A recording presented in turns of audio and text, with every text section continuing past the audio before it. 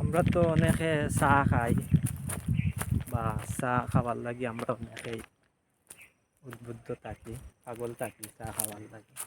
কিন্তু চা গাছের ফুল যে এই ফুলগুলো আপনারা কখনো দেখছেন?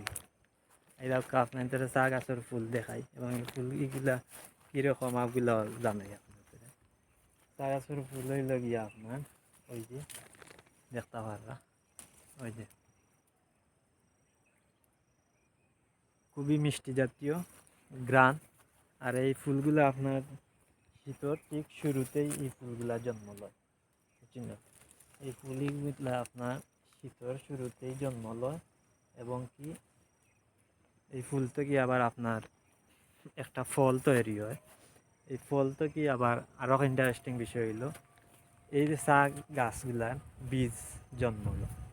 এই ফুলগুলার ফলটা দেখি পাইনি, পাইলে আপনি দেখাই না।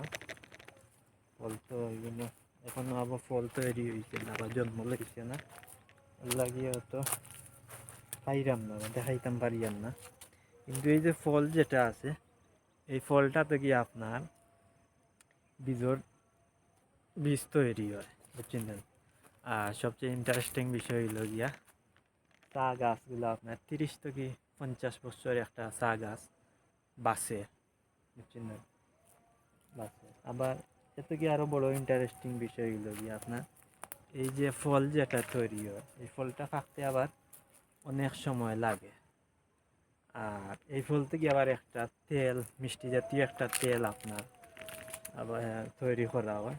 এই তেলটা আবার আপনি যদি খাবারের মধ্যে দেন, তরকারির মধ্যে দেন, তাইলে মানে খানিটা খাবারটা খুবই সুস্বাদুকর হয় বা একটা ঘ্রাণ হয় আর কি। তরকারির মধ্যে খানির মধ্যে একটা সুস্বাদুকর ঘ্রাণ হয়। আর আপনারা তো অনেকেই চা বাগান আইছেন, চা বাগান আইন, কিন্তু এই চা বাগানের গাছের ফুল সম্পর্কে কতটুকু জানেন একটু কমেন্ট করে জানাইবা। আর সব ভালো থাকবা, ও দেখতে পারবো অনেক ফুল আপনার যে খুবই মিষ্টি।